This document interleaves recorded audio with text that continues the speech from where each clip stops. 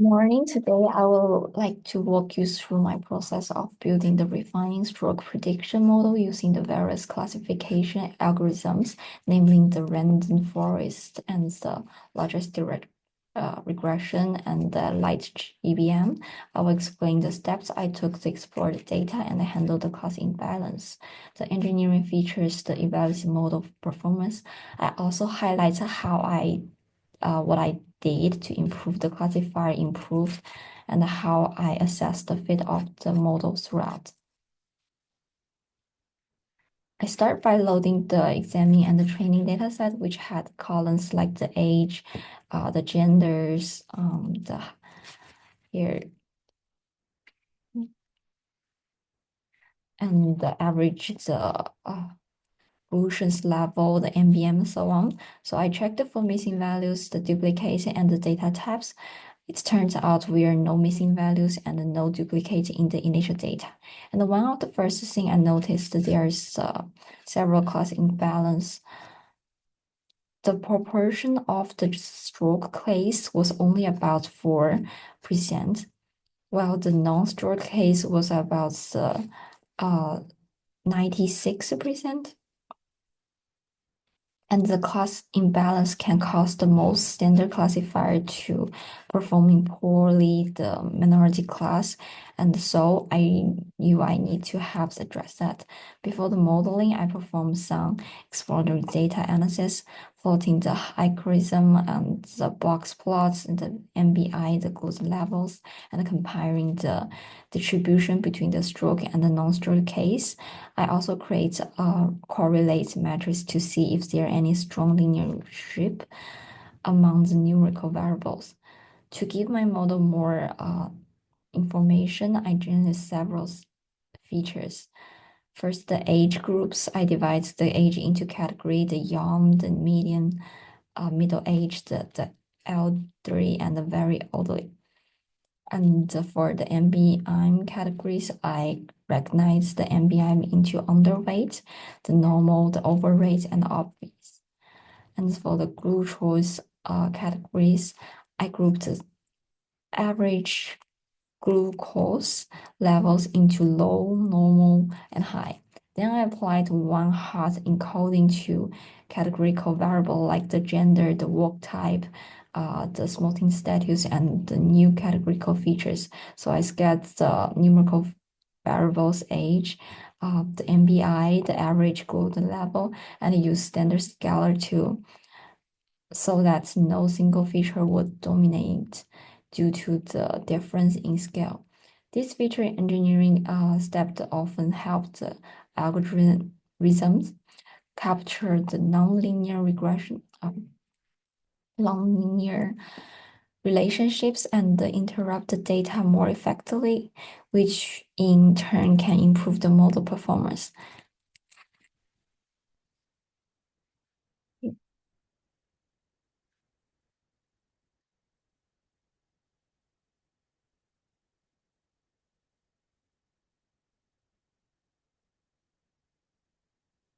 To tackle the class imbalance, I use the smooth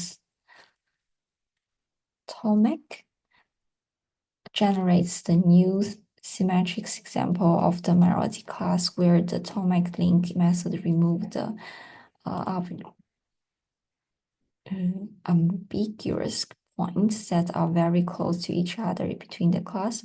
This combines the approach balanced data set more effectively and improve the quality of the synthetic samples. After applying the small Tomek, I confirmed the new distribution about 50% stroke and 50% non-stroke. This resembled data give me my model more better chance to learn the pattern for the minority class without being overwhelmed by the majority class.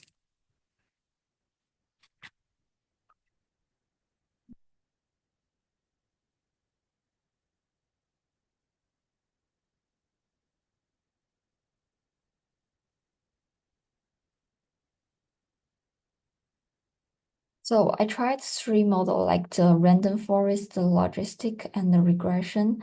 I used the 10 for certified cross validation approach to get the reliable estimate of performance. The average F1 score was around 0.959, which was quite strong. I also plot a learning curve to ensure the model there's won't overfitting. You can see here. So for the uh, logistic regression, I enabled the class weight to equal the balance to help the counteract any remaining imbalance. So I iterate over multiple threshold values to optimize the best F1 score, which end up the around 0.850. This research turning step was crucial because the default probability there holds don't always yield the best F1 score where class the imbalanced.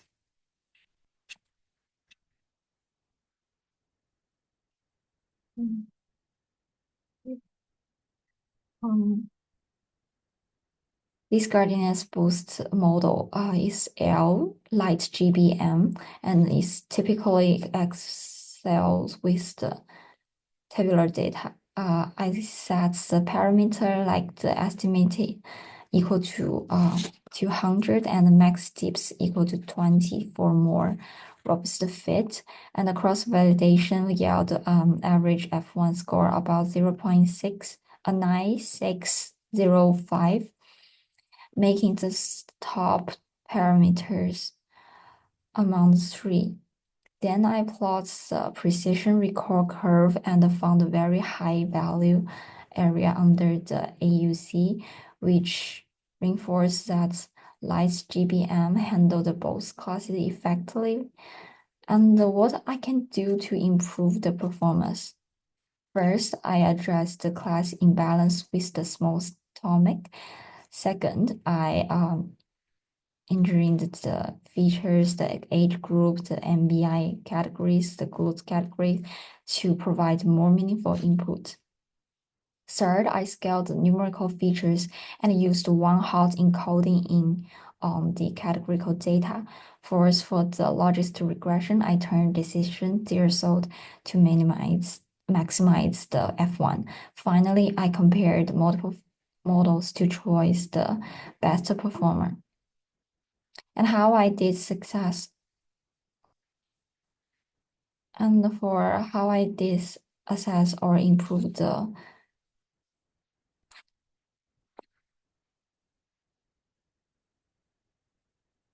and how I assessed or improved the fit of the classifier, I used the cross validation to evaluate how the model generates across the different subsets of the data, and this good against the overfitting of the single training the test split, and I examined the confusion matrix